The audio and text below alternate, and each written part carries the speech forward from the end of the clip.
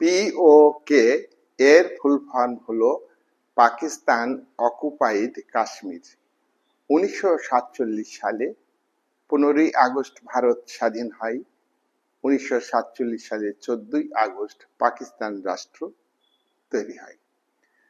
ভারতের স্বাধীনতা আইন অনুযায়ী কাশ্মীর, গোটা কাশ্মীর সম্পূর্ণ একটি স্বাধীন রাষ্ট্র হিসাবে ছিল। রাজা হরি সিং তিনি আলাদা রাষ্ট্র চেয়েছিলেন এবং ভারত এবং পাকিস্তান তাতে মতও দিয়েছিল। কিন্তু সেপ্টেম্বর মাসে 1947 সালে আজাদ বাহিনী কাশ্মীরের মুসলিম কনফারেন্স পার্টি, কাশ্মীরের হানাদার বাহিনী, রাজাকার বাহিনী এবং পাকিস্তানের সেনাবাহিনী, তারা মুসলিম লীগ সমর্থক, তারা ঐক্যবদ্ধ হয়ে রাজার বিরুদ্ধে যুদ্ধ ঘোষণা করে কাশ্মীরকে স্বাধীন হিসাবে ঘোষণা করতে চেয়েছিল।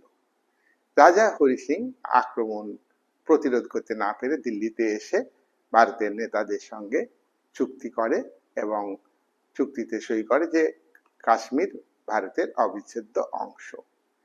ইতিমধ্যে কাশ্মীরের এক বিরাট অংশ পাকিস্তান দখল করে নেয়। ভারতের সেনা যায়, মোকাবিলা করে এবং পাকিস্তানের বাহিনী, রাজাকার বাহিনী, আজাদ বাহিনী, 50,000 যোদ্ধা সবাইকে পরাজিত করে এবং কাশ্মীর ভূখণ্ড দখল নেয়। কিন্তু কাশ্মীরের একটা অংশ যেটা পাকিস্তান দখল করে ছিল, সেই অংশটা ভারত দখল নেয়নি। যে অংশটা ভারত দখল নিল না সেটা আজাদ কাশ্মীর।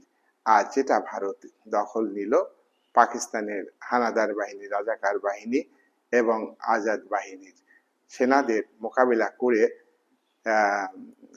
যেটা অংশ, বিরাট অংশ, সেটা ভারতের সঙ্গে যুক্ত থাকলো।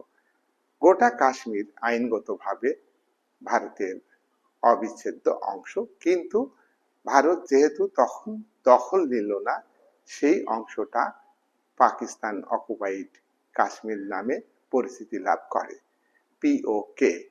এটা ভারতের কাশ্মীর যে রাজ্য ছিল, বর্তমানে কাশ্মীর কেন্দ্রশাসিত অঞ্চল 2020 সাল থেকে, এবং কাশ্মীরের একটা অংশ লাদাখ কেন্দ্রশাসিত অঞ্চলে পরিণত হয়েছে।